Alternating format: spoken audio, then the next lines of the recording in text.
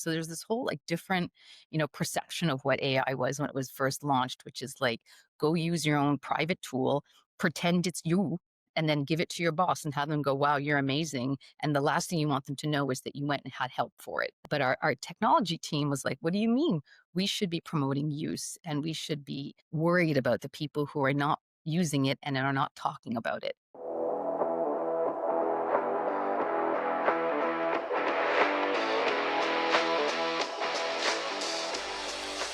Welcome to The Next Moves.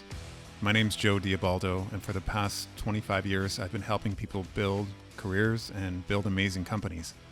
And the truth I've learned is that we all get stuck at different times. And I want to help you get unstuck, plan your next move, and the move after that. And I think the best way to do that is to look at the choices that some of our guests had in front of them and the moves that they made. Let's take a listen. My guest today is Dessalen Wood. She is the Chief People Officer at Syntax.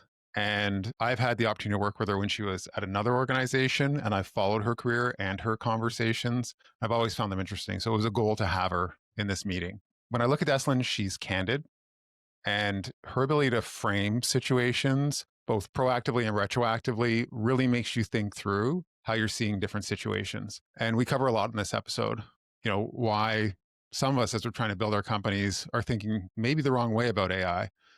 And there's some incredible quotes in here that I'll save for later. But one of them that I want to bring up right now is when looking at our lives, we overvalue in the moment humiliation. And sometimes you win the war by losing the moment. And we're going to unpack that.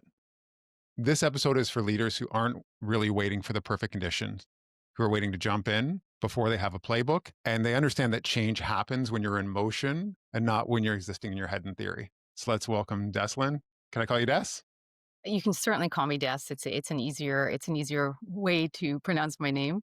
And thank you so much, Joe. That was a great intro, and I'm really excited to unpack those quotes and talk really candidly about what it's like to be a leader and the challenges that we're all facing. So we've had some pretty broad conversations as we have gotten to know each other over the years. And what I think helps people is that initial, I guess, your life story about how you're formed, where you're from, the moves you made, and it's kind of your life and your career origins. So can you just give us a bit on that? Because it'll set us up for the rest of our conversation. For sure. I worked many years at Cineplex, so I'm a big fan of Marvel, and the origin movie is always the best movie, which is, how a person came to be. So I for sure think you need to start at the beginning.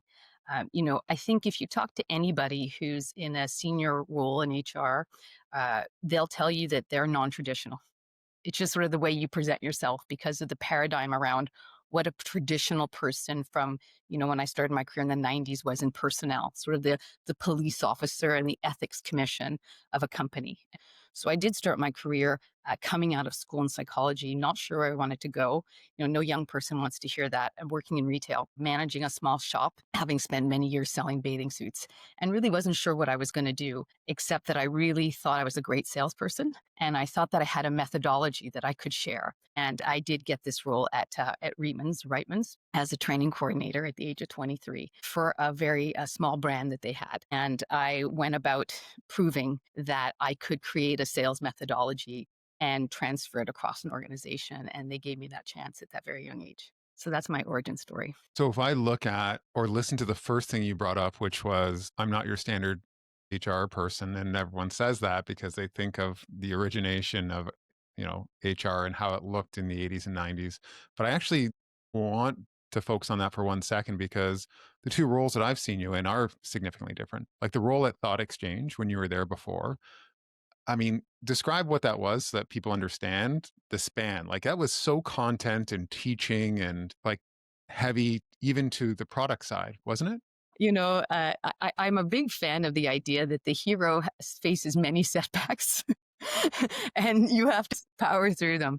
So I got my first role as an HR generalist, which I thought was like a legitimate, real career, which is funny when you think about it. It was my transition from really a sales on the floor role to an office role, which at the time was a big leap. So I had these roles for many years after that. So I'd say once I got into that role, the next couple of roles I had would follow more of a traditional HR leadership career. as I grew into different, more senior roles and got bigger teams. And then I had a big career pivot that I probably was not, I can't say I intentionally set this one up. I was at Cineplex, it was close to 10 years. And it was clear at that time that I was not going to be made the CHRO. And so while it was going really well on all other fronts, there's something about being faced with the fact that you're not going to make it to the final round that taints the pleasure you're having in your current role, or at least for me. And so once that was made clear to me, I decided that I had to find another challenge, but I wasn't sure what I wanted to do because I was actually really happy in what I was doing. So I wasn't running away from something. I was trying to run towards something. It's a little bit different. So it was like, what do I want to do? Because I'm happy now. If I get this job somewhere else, I probably won't be as happy. I will just leave out of spite. And so at that time, I had a vendor, Thought Exchange, that I met at a conference that I had been speaking at. And that was one of my passions is public speaking. And they had seen me, and the CEO had thought that I would be a great brand representative and wanted me to pilot the product because they didn't have a lot of logos, and offered me a great deal to be the pilot, but also to talk about my user experience at some different conferences. So it just felt like that's a lot of fun. And I'm kind of lost right now. And so why don't I try that? So for those few months, I stayed as a customer of Thought Exchange and also becoming one of their main spokespeople on their website and at conferences. And one evening, I confided that I thought it was my time to leave due to this conversation. And the CEO at the time, Dave McLeod, he said, well, why don't you come work here?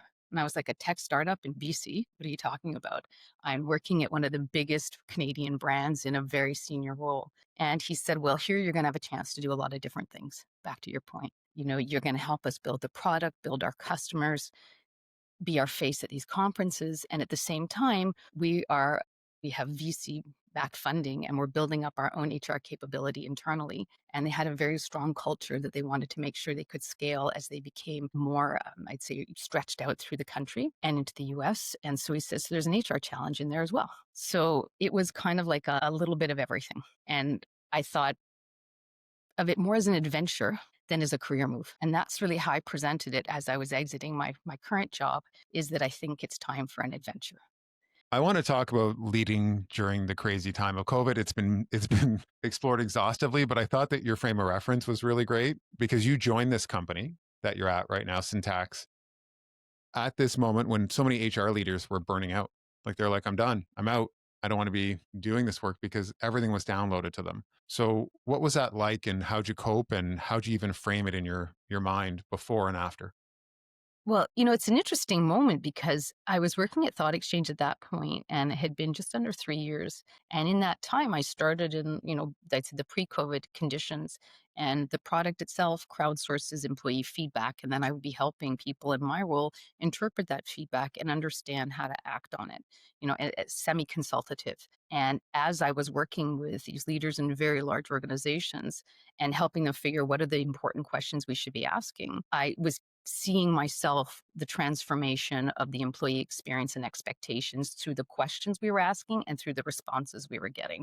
I was exposed to huge data pools and I could see this shift happening. And I could see these leaders in very, very large brand name organizations struggling to understand what they were supposed to do next. And it could be anything from remote work to the social justice, Black Lives Matter, to vaccine mandates, to mental health days. It really just wasn't stopping. Do we diversify leadership? What does that mean to the current leadership? And similar to what you're saying, as I was helping my peers sort of digest this new world expectation for your workplace to provide all the reinforcement and energy and nurturing that you normally used to get from your family, maybe from a spiritual life or a physical activity. Now work is supposed to provide every psychological and financial and all your needs. And these people are like, I don't understand how I'm going to do all of this. And what I brought to you when we discussed this was, to me, it was a tremendous opportunity to reinvent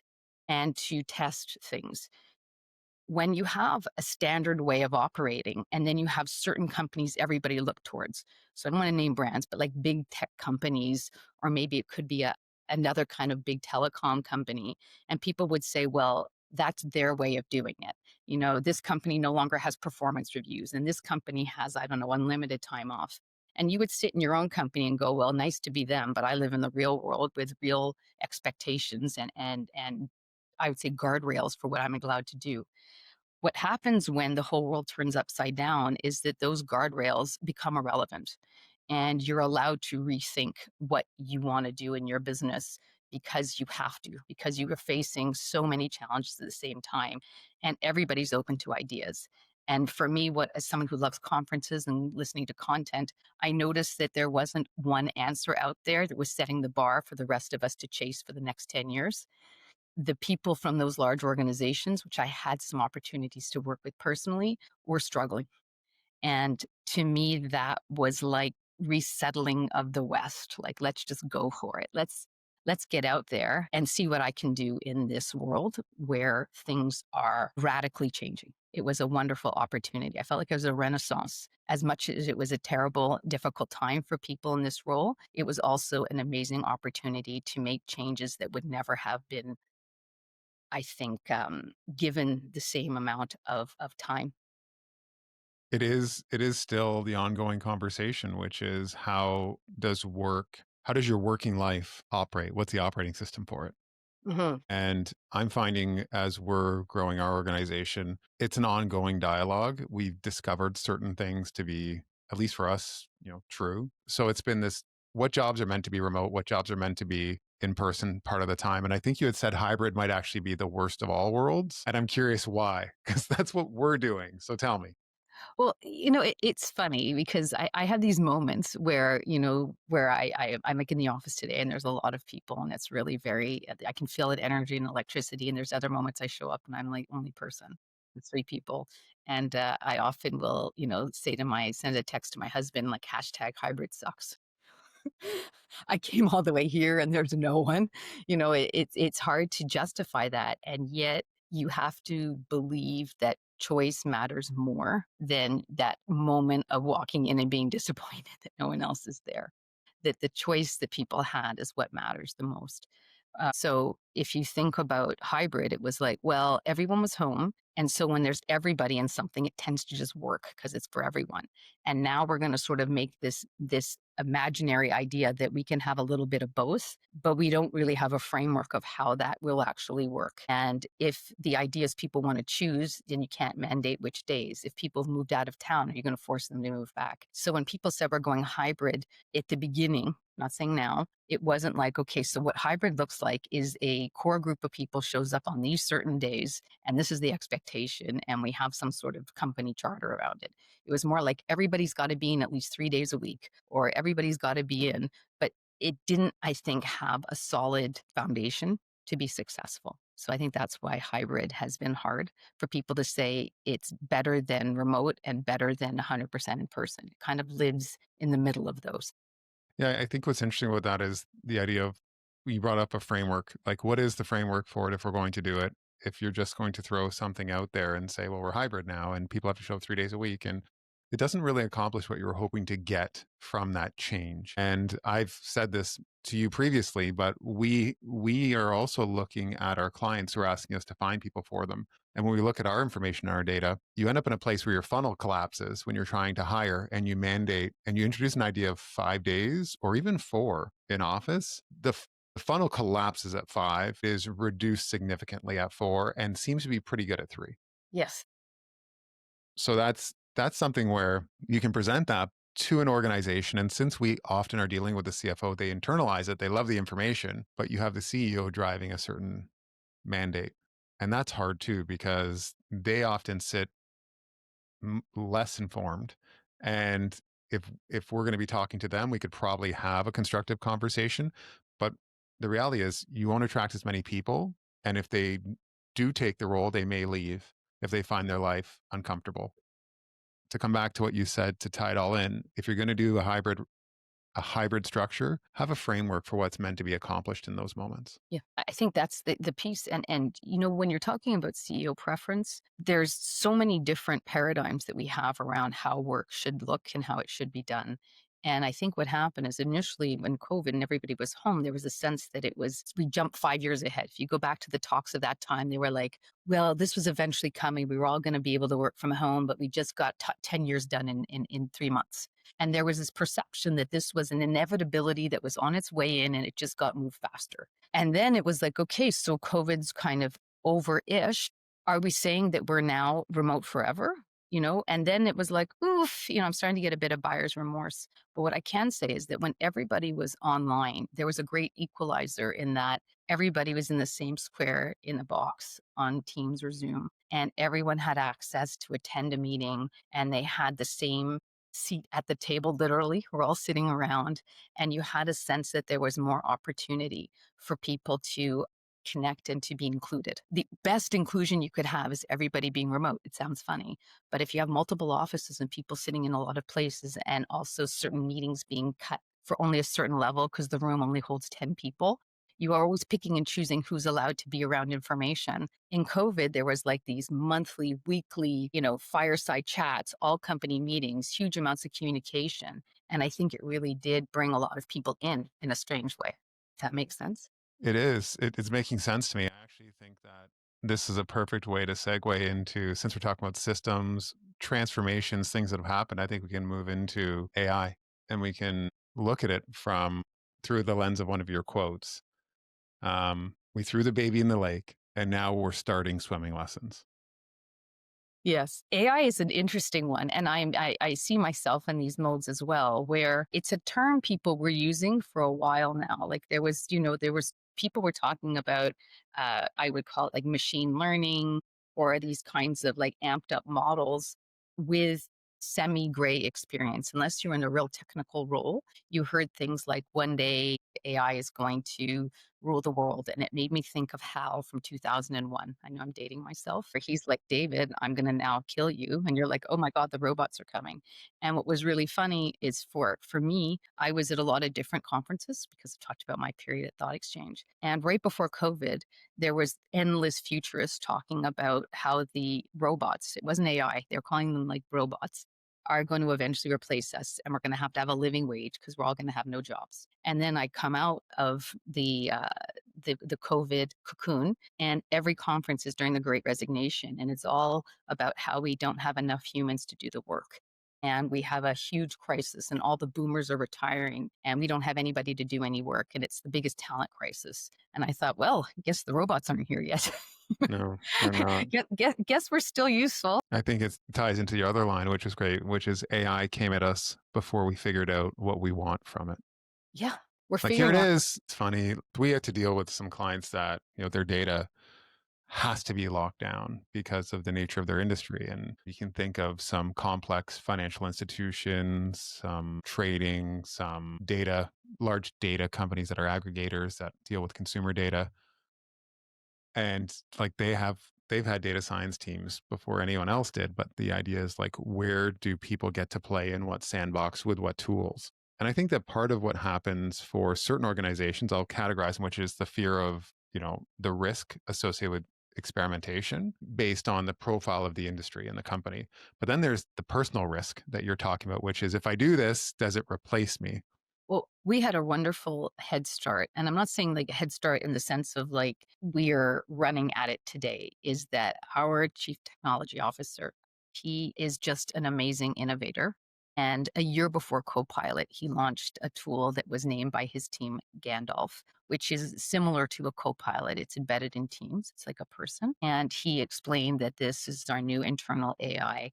And a lot of people were excited, lots of clapping emojis on the town hall to release it, but only certain teams really pushing it. And they were measuring how much it was being used, but people can perceive that as like checking on what I'm doing. So there's this whole like different, perception of what AI was when it was first launched, which is like, go use your own private tool, pretend it's you, and then give it to your boss and have them go, wow, you're amazing. And the last thing you want them to know is that you went and had help for it. That was the paradigm in that moment. And but our technology team was like, what do you mean?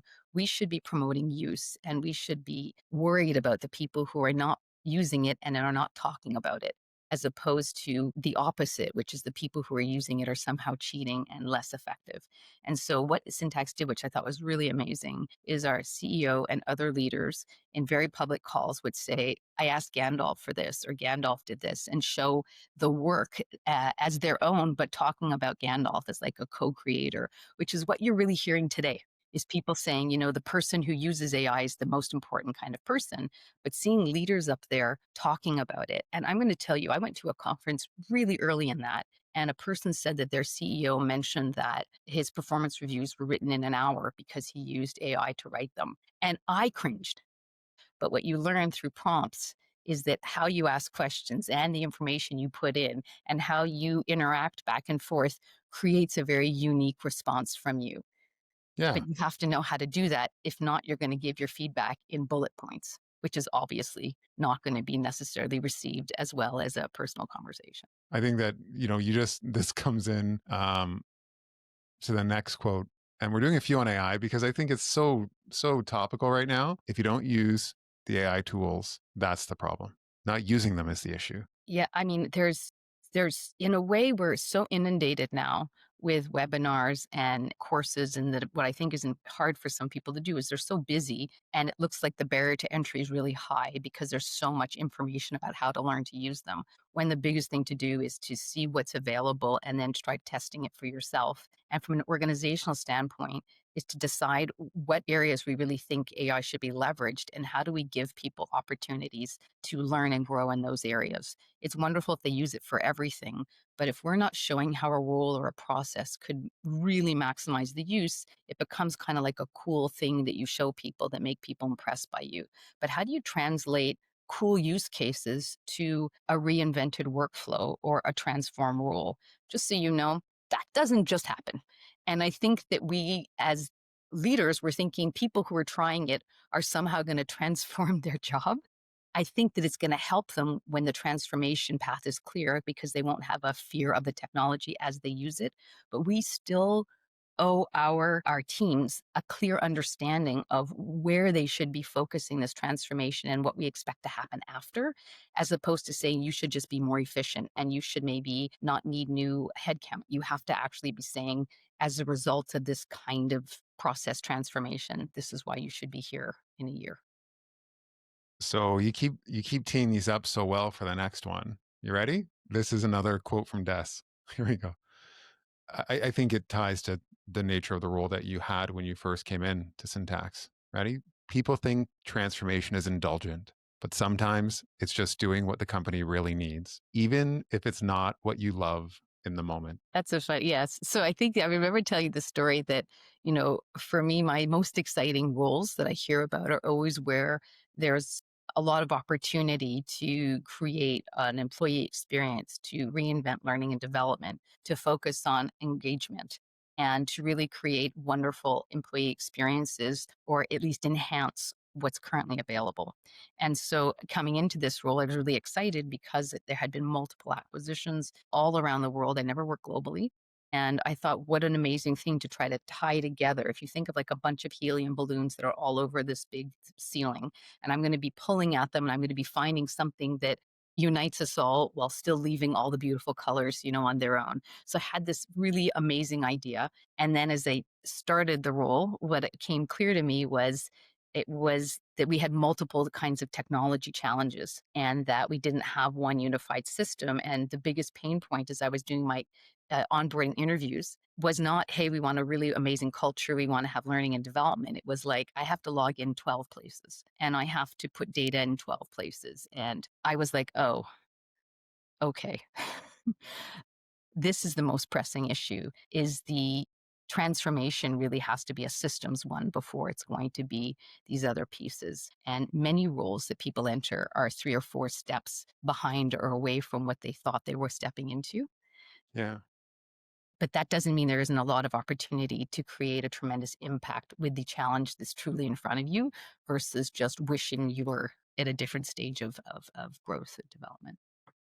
So how does that reconcile and tie in with another line, which is like, stop waiting for the low value work to go away? start doing the valuable work now? So I could give a couple examples of how I've done that, which, you know, I call it, it's always a bit shaky at first, is that in any organization that I've started with, like I have a few founding beliefs around leader development and around training and around getting people in the classroom and really working like a really hard physical workout, working their minds. I call it like a trip to the me spa, where you just focus on your own growth and development. And you maybe, because of the challenges in front of you, can't scale that to everybody. But any moment you have to develop people or to have important conversations, have them. And so, regardless of what we were doing in terms of this data transformation, which was taking up most of my team's time as well as mine in all these different meetings, whenever I toured or visited any of the locations, I would do a leadership training for whoever was there. And it might not look like the most effective way for a CPO to have 9 people in a room for 4 hours, because I could be having endless meetings. But I really believe that you have to start to show the other side of what we can do as a team, even when we don't have a lot of time to do it. And it's not in optimal circumstances. It's not scalable and it's not necessarily repeatable. But in that moment, you demonstrate what the company is also thinking of and valuing. And instead of me thinking I'm only going to hit maybe 100 people this year, I was thinking I'm still going to be impacting people at a very deep level while we're still focused on this transformation. Interesting. So, what is the path now? Like, what is next for you? And I'm not saying you have to leave your job. What I'm saying is, you came into an organization where what you thought you were going to do was different than what the organization needed.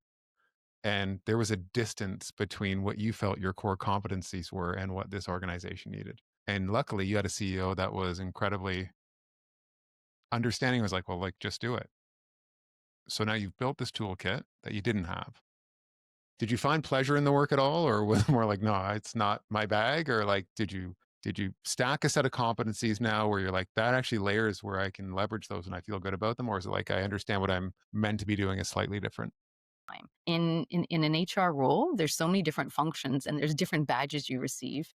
And some of them people could call like a battle scar. But to me, whatever situation I just weathered for the first time, I'm sewing that badge on my jacket, you know, in the terms of like, you know, so I come like with a fully badged jacket. And HRIS implementation was not a badge I had. So Right. I told you that I tell myself a story when I'm in it. When I realized that what was needed and I could have a sense of being overwhelmed by what was going to need to be done and the amount of resources and the skill sets. They were just something I hadn't done before.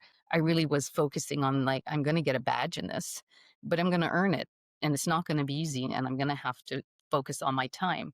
And so I used to go to conferences and post on LinkedIn. I didn't. There was silence for I think 2.5 years because I didn't have the luxury to think of anything besides what the building the team, helping us build our capabilities, building our brand and reputation as an organization, and at the same time doing a data transformation didn't allow for some of the things that I used to think were what made me feel self-actualized. Just park that. Let's think through as a last question. What I want to ask you is, you've been inside of public companies, you've been inside of VC funded companies, and you've been inside of private equity owned companies. Give me the strengths of each of them. Oh, that's a good question. Because I feel like ownership drives behavior often, right?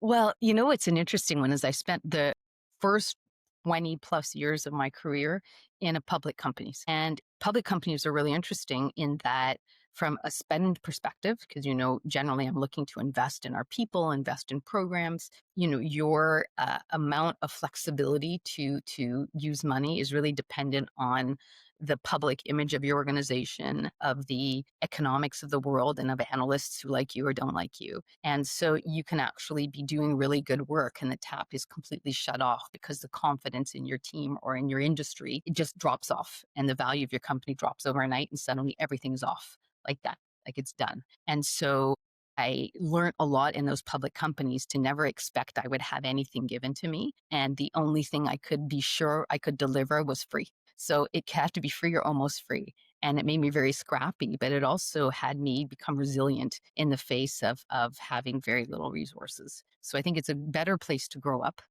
than to Right. grow up flush with cash and then to feel disappointed when people continuously say, not this year. No, we're not going to do that. That's not happening. So in public companies, I felt very much that it wasn't in our control as a leadership team necessarily how things were going to go, but it had so many other market conditions that were impacting the confidence in our business. Then I jump into a VC, which is where, so you have to think, I've been in profitable companies where we behaved like we were unprofitable because of how companies are valued. And then you go to an unprofitable company where you behave like you're very profitable. That was a very strange shift for me, is that there was a pressure to spend money and to grow exponentially, but not efficiently. And I struggled with that. I struggled with the ethics of it for me and of the um, inefficiency that isn't questioned when you're not being asked to support every penny you spend. So I Right. had to a bit let go of that side of me, this sort of retail version, and say, all right, let's spend the money and let's see what we can get out of it. And I think that was, in a way, at first really liberating uh, because I felt like I was able to do wonderful employee events and we were going to these great conferences. And then fundamentally, I think one of my best skill sets is that I am scrappy. And I really am so practical as a person. I don't think VC is where I belong. Okay. And then private equity. Private equity is an interesting one because the markets aren't deciding whether you're valuable or not based on external factors. It's really, are you meeting your targets or are you not? And so if the taps are turned on, it's because you're profitable and you're meeting your targets. And if they're being turned off, it's because you're not. And in a way, it was the most fair model I've been in because I had my taps turned off when we were doing really well. And I had an endless spending budget when we were burning through cash. And neither of those, I think, felt to me incredibly rewarding as models. The private equity model from an innovation standpoint or driving innovation in companies, I'm really curious about how it works because we're working with so many PE firms Hmm. or PE owned assets, and they often step into technology companies and buy them when there is a locked in product and they'll do some tuning to them. But they are running a model and they are trying to make sure that the company is addressing the market really well. They put a level of expertise and professional management in that you have not seen often. And those are people that have had wild successes before. The thing that I look at is like, do they innovate and do they drive things forward? Or is it because they have a shorter horizon of 5 years? Is that actually is it more just an execution play against what we've already built as opposed to execute what we have and innovate to the next iteration of what we're building? So I don't know if in there is a question for you, but I feel like it's just a comment that I've been trying to sort through in my head. Well, innovation is something that in every model that I've been in, maybe except for the VC, I would say even in the public, it's really hard for a lot of people to see an investment in innovation because my husband's in the pharma world. You spend millions and millions of dollars and you maybe don't get a win out of it. And so there's a risk in innovation, whereas just trying to tweak and continuously improve what you currently are doing feels a lot less risky. But what you then lose is a differentiation battle. Yes. And you have to know which world you're in. Are you in the efficiency battle, the commoditized, or are you going to be in a differentiation battle? I can't speak for all PEs, but I can say at the level and scale of the mid-market we're in and who our competitors are, differentiation is the ticket to success. Amazing. That needs innovation. Okay. So here's another one, which is I don't believe winning conditions exist. I believe you move forward anyways. It's an interesting one for me because I work with a lot of people who are telling me about how they're waiting for a certain situation to arise for the moment to be right to propose a new role, to make a career change, to change somebody on their own team. Like, I'm just waiting for this project to be done. I'm just waiting for this authorization. I'm just waiting for a new quarter, a new budget. And what I've realized is people spend years of their life waiting for conditions that never actually come. And they're always like one moment away from it. And I read a book, I think it was called Gen X when I was again in my early 20s. And a quote came in, which is that most people treat their life like a dress rehearsal for their real life, not realizing that they're in their real life right now. And that's, when I get the money to do this, I'll buy a house. And so in my world, how I've translated this idea is that, you know, the way you end up winning is just by continuously trying to build it one little piece at a time, even if it's very slow. the example I used when I came to syntax is even though leadership development wasn't what we had to focus on at the beginning, I still was moving forward with it as like a side hustle at the same time. We, I think, overestimate that some point will be way different from the point you're at now. Absolutely, we do. Yeah, personally, professionally. Future me will be a better me than Yeah, existing future me. me So will I can have more. defer into the future. Right. More time, more resources, a better team, a better boss, be in a different company. And I'm thinking, hey, what is it that you really want to accomplish? And how can you somehow accomplish some of that now? And I had a person on my team at one point tell me they had no time to do what we call high value work, which is really working and coaching and developing leaders because of their administrative load, which prior to our transformation was very true. And I said, listen, what if you had 2 hours a week? I said 4 or 5. The person negotiated to 2 hours, maybe an hour on Friday morning, an hour on Tuesday morning. What could you do in that hour? You could book 2 calls a week with an important leader and talk through their team. 2 hours a week, building those relationships, rebranding yourself as a transformational person. It might take a long time to get there, but if you're waiting for us to fix all of our admin issues so that you can start to have a strategic relationship with your leaders, A, you've already been put in the no box. You've been put in the admin box. B, just so you know, I can't guarantee, just so you know, we won't have some other major initiative hit next year that will be as time consuming as this one. Because I don't control the universe. So you better start acting like a strategic person with maybe 1 call a week more than the 0 you're doing now. Because just know that's 100% better than what you're currently doing, which is no calls a week. And so I think that that's really a way I look at moving towards change is to leverage whatever time you have, as opposed to thinking that some future you will be in a better position to be a transformative leader or a value add leader or employee. Love that. That was awesome. Yeah. Des, this has been a blast. Good.